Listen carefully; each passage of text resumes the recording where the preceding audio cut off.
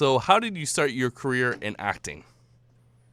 Well, basically, my career in acting it started with dancing, actually, because um, I started ballet very, very early when I was a young kid, right? And Mm. so I was already in the performing, expressing myself with the performing arts, and I really enjoyed that.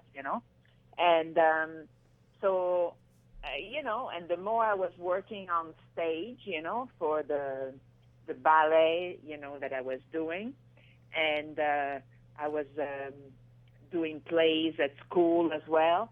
And the more I enjoyed it, and that's how I kind of decided at that point that's what I wanted to do.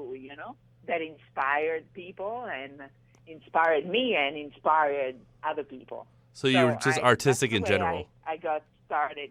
That I decided. I like it. So I was going to say Suspiria is always a good time during October or any time of the year, to be honest. What was it like Uh-huh. working with Dario Argento? Yeah, Suspiria was very special for me, and working with Dario Argento was completely different than anybody else I worked with before or after. Dario is very special. He's kind of genius, like, and a little crazy, right? But Yeah. um, he's very intense, and he wouldn't say much. He would not, he would observe a lot, and he would observe every single detail. He's very much a perfectionist, and attention to all the tiniest details. And basically, if he didn't like something, he would, with a look, right? He would let you know, Mm. and you're like, oh, Ugh. okay. But with the actors, I mean, with me, he was very genius. The way he got me to really perform the character, right, was in ways I never um, got from anyone else, basically. Well, it is a classic. And Yeah. Uh-huh. more recently, you were in Blood on Melier's Moon by Luigi Cozzi. Our audience might not know this, but he made a great Star Wars knockoff called Star Crash. What was working on this project like? Well, I knew Luigi Cozzi for a long time, and I admire his work in all his science fiction kind of movies. But I Right. never got to work with him. So when I was in Rome a couple of years ago, I went to see him at the store that they own. He owns a store Called with Dario Profondo Argento, Rosso. right? Profondo Rosso. Yes. Yes, and then he said, "Oh, I'm trying to do this movie, and well, would you be in Rome? Would you still be in Rome? Would you like to?" And I said, "Oh, of course, I'll do something with you." And so that's how it went. And Blood on Maria's Moon is like some crazy. It's kind of a mixed-up story. It's kind of a cross between science fiction or fantastic and horror, right? And we partly shot it. At least my part um, was shot in actually the museum, the Dario Argento Museum, in the Profondo Rosso store Oh. in Rome.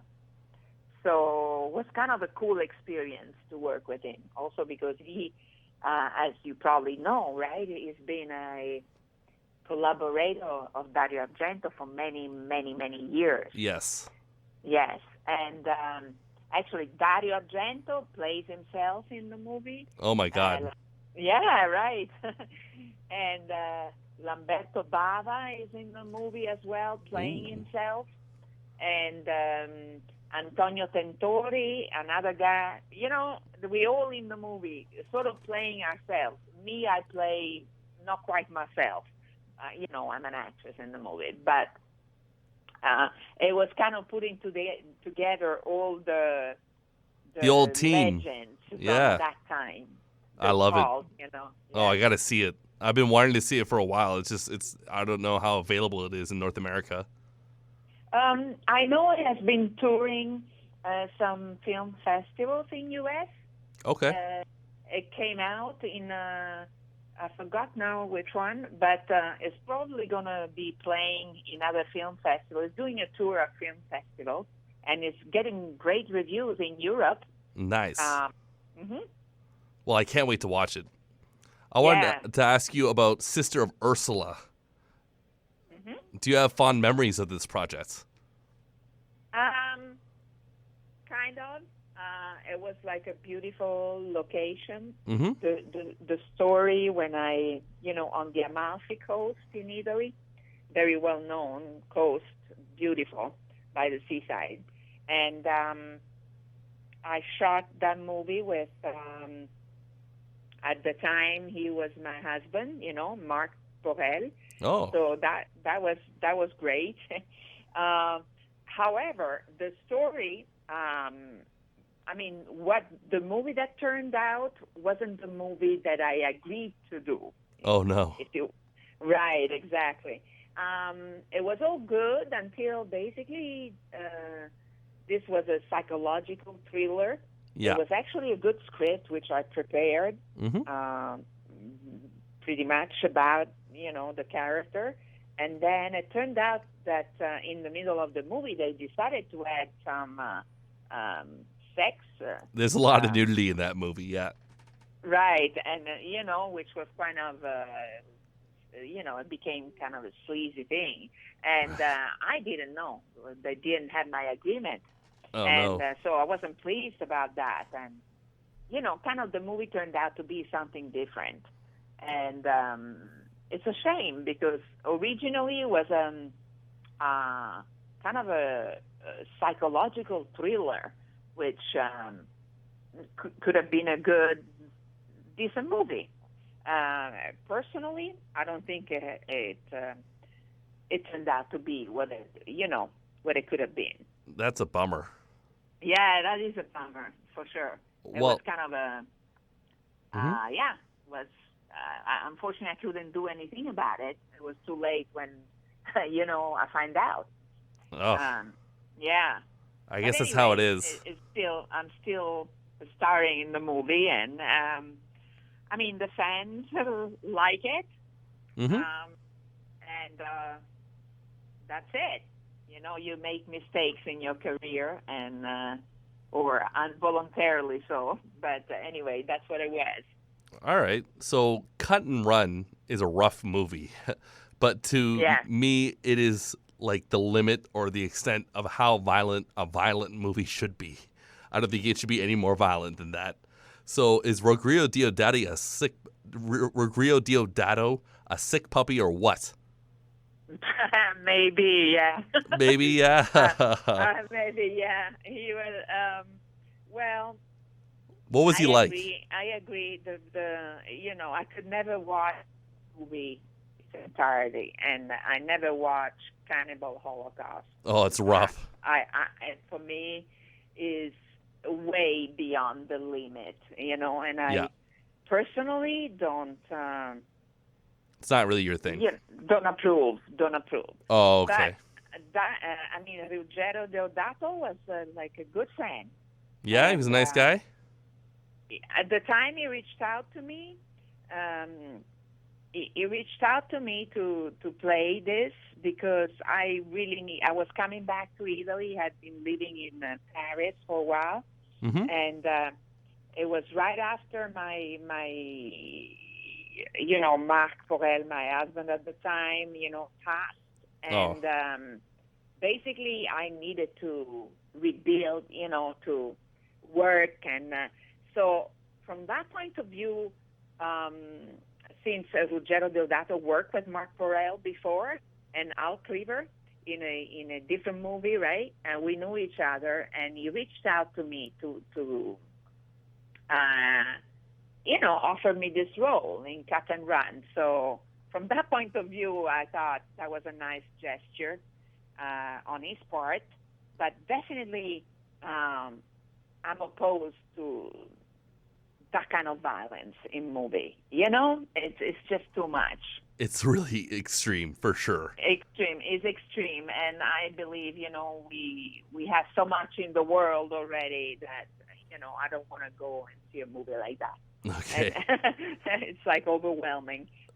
Fair enough. I could totally understand and respect that point of view. Yeah. So yeah. while fans might know you for your horror roles, you also did the film Blazing Flowers, an Italian gangster film. I was wondering what you thought about that genre. I don't know how to say it properly. Polistetsia? Is that how you say it? It's like a giallo genre, you know? Yeah, how do you say it, though? Polistetsia? The gangster film, the Italian gangster film? Yeah, definitely. I like that genre, actually. Oh, nice. And that was kind of the cult genre era that was going on at the time. Really, there was a lot of that in Italy. Yeah. And you know, crime, police, and which resembles, you know, the shows we have on TV here in U.S. now. That's right. Really. And I kind of like that genre better than probably horror. Better really? than horror. Huh. I like that film, by the way. That's one of my favorite films I did. It's kind of a little, you know, it's like an independent film. And it's got a nice storyline. It's got, you know, it's like an investigation kind of a drug dealing and crime movie. It's just, I really like that movie. Yeah, for sure. And I like that genre, actually. I think Fernando D'Elia was really visionary, and that whole genre was just terrific. Yes, absolutely, definitely. And you know, a lot of what was done in Italy at the time actually was then, you know, not, I wouldn't say copied, but you know, kind of paralleled the crime scene movies in U.S., you know, and TV. Yeah, I don't think there's so much ripping them off. I think it's like The Godfather came out and was so successful, and then the Italians kind of are able to own that and say, well, you know, you want to see a gangster movie? I'll show you a gangster movie. We've got, you know, the mafia and everything like that. And exactly. Yeah. So, you know, I don't see them so much as ripoffs. It's just them riffing on an American genre. That's very. Yeah, but the subject matter is like, you know, it's like the Americans are ripping off the Italians in a sense. Yeah, yeah. Well, you know, it kind of parallels and it kind of reflects the social scene. You know, those genres in Italy, you know, there were the trash. There was like a trash era, right, where everything would go and they would put, you know, naked girls everywhere. Sure. It was the, you know, cult giallo era, and you know, it reflects the political and the social changes at the time as well.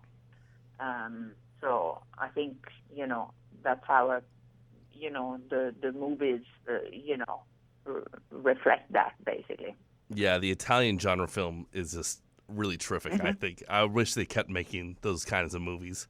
But I wanted to say the suspicious death of a minor is another great giallo you worked on, this time with Maestro Sergio Martino. What was he like as a guy? Are these Italian horror directors sick and twisted, or are they calm and nice men just cleansing themselves through their work? Sergio Martino, I was impressed with him. I consider him a noble, a part of the nobility. Really? He's very gentle and in a way aristocratic, you know, in the film. And he was my first, basically that was my first official role. And I was like terrified, right. Imagine, right? And I remember I had to take my shirt off in one scene. And I was like embarrassed, terrified. I was like, and Sergio was the most gentle person. That's He nice. made me very much at ease. He is a very prolific director, and he's underrated. He's very, very good director. Oh. He's one of the top in Italy, for sure. Yeah, he's really terrific. Yeah, he's terrific. So, Yeah, and yeah, go ahead. the experience I had with him personally. So it was great. Well, that's amazing. Your first role was with Sergio Martino. I mean, that's, to me, that's, it might as well have been Orson Welles or something like that. Yeah, that was good. I got some pretty good people to start off with, yeah. And Mel Ferrer, was in the movie. Claudio Cassinelli, who is probably not well known here or in Canada, but amazing actors. So I was very lucky, definitely. Well, on our show, Movie Mondays, we're really on a mission as of late to educate the Ottawa area about Italian genre films.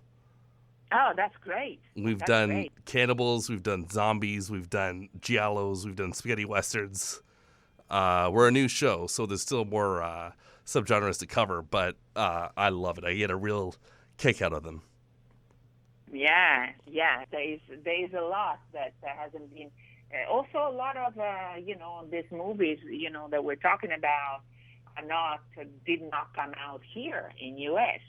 So I'd love to have them distributed here so people could actually know more about it, see more. Yeah, I think once you see a few, it's like one of those things you want to get more and more and more and more. Absolutely, I agree. Yeah. Mm-hmm. So, Castle of Blood, I have not seen, but I want to because I love Sergio Carbucci, and I was wondering what was he like, and do you like the spaghetti westerns as well? Not particularly a fan of spaghetti western. I could watch it and enjoy it, but I wouldn't. Yeah, I can say I'm a big fan of it. Sergio Carbucci, the movie I did with him was really not. I wasn't even credited. It was a comedy. Oh. It was a comedy. It was called Di che segno sei? What sign are you? Talking about the zodiac sign, right? Mm-hmm. And it was a comedy, and I was in an episode with one of the biggest comics in Italy. His name is what's his name? Pozzetto. No, there was Pozzetto, and there were several others, actually. It was a comedy. The movie was a comedy in four episodes, and I have really an uncredited role, but that was like my way in, with... Actually, I was in the episode with Paolo Villaggio. That's the big guy, in Italy, one of them, and was my way into, a big movie. With, yeah. Well, Sergio Carbucci, I think he's just great.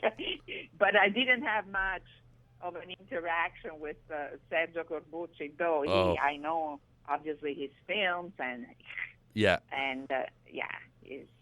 definitely he's a legend. One of the biggest in Italy. Yeah, he's the second biggest Sergio in the spaghetti western, right? That's right. Just and behind also, Leone. Kind of a crime as well, and other. Yeah, he switched. He did everything. Sergio Carbucci pretty much did everything because he did also other genres. So. As I said, this one was a comedy. Yeah. Okay. So besides Italian genre fare, what kind of movies do you like to watch? I watch a lot of different things. I like to watch a good movie. What do I mean by that? I mean a movie that tells a story well. And that is not overacted, and that really a movie is a package to me. Oh. And it kind of it needs to communicate something. It needs to communicate to me in a way that I don't, So as far as genre of movies I like watching, Yeah. My favorite genre of movies is true stories. Oh. True stories told, in a film. I love that kind of thing. I like to produce that kind of film. Oh, And cool. and of course, I like every kind of genre of movies. There's not a specific thing that I like most. Okay, so you just like quality, basically. Yeah, it's the quality, Yeah. because a movie for me is like after 10 minutes I watch, or same thing for a script. After 10 minutes I read a few pages and it doesn't grab me. That's it. Yes. That's, That's what they all say. Yeah. Yeah. So we're wrapping up. I just got one more question for you. Mm-hmm. What should we look for in the future from Barbara Magnolfi? Well, we should look at, as I said, I'm producing. Mm-hmm. So currently I am actually in production with a movie, which is going to be a giallo genre. Ooh. Actually.